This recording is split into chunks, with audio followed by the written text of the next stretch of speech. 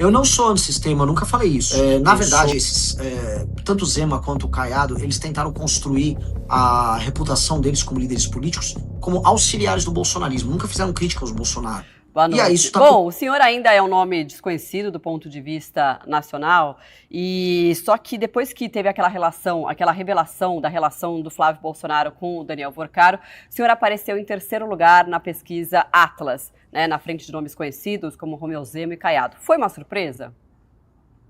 Não, porque não é verdade. Eu já estava na frente deles antes.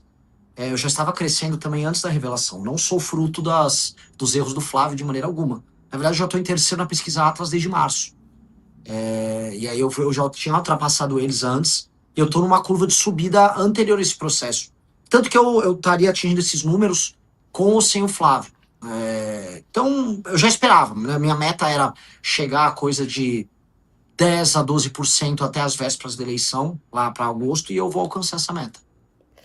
E o senhor, de qualquer jeito, com essa revelação, né, por mais que o senhor já está citando aí a questão da Atlas, que o seu nome já vinha à frente, essa revelação, de alguma forma, abre mais espaço para outro nome da direita crescer, enfim, e se viabilizar para um segundo turno? Abre, no caso, mais para mim, porque os demais pré-candidatos de direita, o Zema e o Caiado, eles se colocam como auxiliares do Flávio. E eles se reuniram, inclusive, recentemente com o Flávio, gravam vídeos. O Zema já se colocou novamente como uma opção de parceiro, de vice com o Flávio. Então fica aquela coisa esquisita em que o Zema diz que é imperdoável o que o Flávio fez, mas ele topa ser vice de um cara. Então é perdoável, não é imperdoável. Né? Então eu acho uma situação muito complicada. Na verdade, tanto o Zema quanto o Caiado, eles tentaram construir a reputação deles como líderes políticos como auxiliares do bolsonarismo. Nunca fizeram crítica aos Bolsonaro. E aí isso está cobrando um preço agora. Eles não conseguem se estabelecer como lideranças justamente nesse momento em que o bolsonarismo mostra toda a sua fragilidade. E eu não sei como eles vão resolver isso. Para mim, que estou firmando uma liderança que é crítica a qualquer grupo político que se envolve em escândalo de corrupção, para mim é natural, vamos dizer, esse encaminhamento. Então, onde sou conhecido, especialmente dos mais jovens, as pessoas mais bem informadas, eu já estou numa posição bem boa. E, Renan, bom, o senhor é um crítico do bolsonarismo, né? Não só do presidente Lula, mas dentro do seu espectro político que é a direita, o senhor é um crítico do bolsonarismo. Queria saber onde que o bolsonarismo errou na sua avaliação. Nossa, então prepare uma live de 3 horas. Foram muitas coisas. O bolsonarismo, primeiro, é um movimento sectário dentro da sociedade civil. Ele é um movimento que ele é oco em termos de perspectiva de Brasil, em termos de ideias. Então, não adianta você chegar ao poder por ser popular junto a uma parte do eleitorado e não saber o que fazer quando você chega no poder. Terceiro, que a família Bolsonaro já estava envolvida em escândalo de corrupção antes mesmo de chegar no governo em 2019. E essa corrupção pretérita, especialmente do Flávio, cobrou um preço. Tanto que o Bolsonaro teve que destruir a Operação Lava Jato, o próprio aparato de investigação do Estado brasileiro, num acordo com a STF para salvar o Flávio. O Bolsonaro não fez um bom governo, ele se comportou de maneira bizarra ali na pandemia, ele manipulou seus seguidores por muito tempo, enquanto especialmente seu filho Flávio fazia negócios. Esse é o problema, o seu filho Flávio diz que é um representante da moral, dos bons costumes, da família brasileira, enquanto ficava fazendo negócios com gente que não presta durante todo esse período e traindo esse próprio eleitor. O eleitor ficava indo pra frente de quartel, né, pedir intervenção militar contra o STF, enquanto o Flávio fazia negócios com caras que andavam com essa turma do STF. E aí, cara, isso é insustentável. Né? Isso é um projeto político insustentável que se baseia na mentira, especialmente na mentira sobre idosos. Você ficar enganando os senhores e senhoras de idade, que é o que o Flávio faz, que o bolsonarismo faz, eu acho uma das coisas mais canalhas. É a versão política do escândalo do INSS. Porque o escândalo do INSS era uma forma de enganar idosos para tirar dinheiro deles. O Flávio Bolsonaro basicamente enganar idosos para tirar voto deles. Eu acho isso horrível. O senhor também, né, se coloca como um nome antissistema, lembrando que o ex-presidente Bolsonaro também fez isso quando venceu em 2018. Qual que será a diferença para o eleitor? Como é que o senhor vai fazer esse distanciamento? Eu não sou antissistema, eu nunca falei isso. Pelo contrário, sou presidente de um partido político. Eu quero reformar o sistema brasileiro. Eu estou fora desses jogos escrotos que tem na política brasileira, troca de favores dos mais baixos, escândalos de corrupção. Eu não tenho nada a ver com isso. Mas eu não sou um antissistema. Quando a gente tocou o impeachment da Dilma Rousseff, não apenas nós fizemos a parte das ruas, mobilizamos as pessoas, mas nós fomos até o parlamento negociar com as lideranças dos partidos políticos para obter a maioria para fazer o impeachment. Então, Eu não gosto desse rótulo, nunca tive. O rótulo que cabe em mim eu sou um reformista radical. Eu quero fazer reformas radicais naquilo que a gente chama de sistema, para fazer o que ele opera em favor dos brasileiros e não mais a favor de uma minoria em Brasília. Que tipo de reforma radical? Qual seria a principal? São muitas, desde reformas que vão no campo fiscal e econômico, reformas de competitividade, até uma reforma profunda no sistema penal, uma reforma no sistema persecutório do Estado brasileiro para enfrentar o crime organizado, uma reforma que tem um impacto político, uma reforma de gestão das cidades brasileiras. Boa parte das cidades brasileiras elas não têm função, elas apenas vivem de orçamento que vem do governo federal e não entregam bons serviços públicos e não impõem a si próprias a necessidade de fazer seus cidadãos terem atividades econômicas de modo aos cidadãos se emanciparem da dependência do Estado. E nós temos uma reforma profunda para alterar isso. Esses são 3 exemplos que eu coloco aqui de reformas que alterariam toda a dinâmica política, econômica e social do Brasil. Isso não é uma coisa de uma pessoa de sistema, muito pelo contrário, é uma pessoa que estuda muito aquilo que a gente chama de sistema e que quer alterar ele, quer alterar a forma como ele funciona. Por que o senhor acha que veio esse rótulo que o senhor disse que não gosta? Porque é um rótulo. Não digo que é um seu, acho que você é uma jornalista séria, mas muita gente na internet é preguiçosa em fazer pesquisa. E aí acha, ele é um cara antissistema. Porque eu sou de um movimento político, ou não sou do partido do Kassab.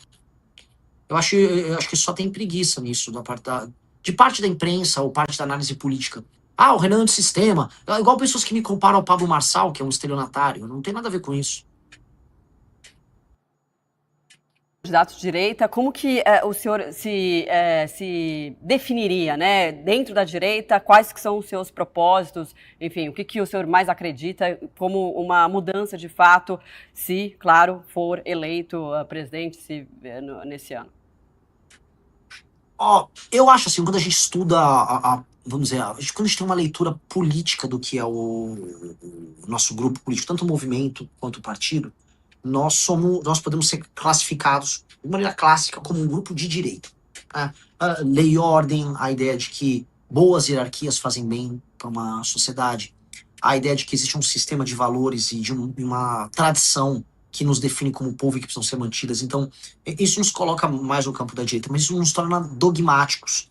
Eu vou dar um exemplo. A nossa reforma das cidades brasileiras, do Estado brasileiro, que é a Lei de Responsabilidade Gerencial, ela encontra eco, vamos dizer, na administração do Japão e na administração de algumas províncias na própria China. Ou seja, não importa se isso é mais à direita ou mais à esquerda, boa parte das políticas que a gente adota, elas são adotadas em nações que têm um perfil mais à direita, outras que vão ter um perfil mais à esquerda. Quando a gente olha, por exemplo, políticas educacionais, eu vou encontrar bons exemplos na Finlândia, eu vou encontrar bons exemplos em Singapura, eu vou encontrar bons exemplos na China. Então, não ser dogmático é bem importante, porque a gente tem bons exemplos de várias correntes de pensamento ao redor do mundo. A gente quer pegar o que funciona e colocar no Brasil.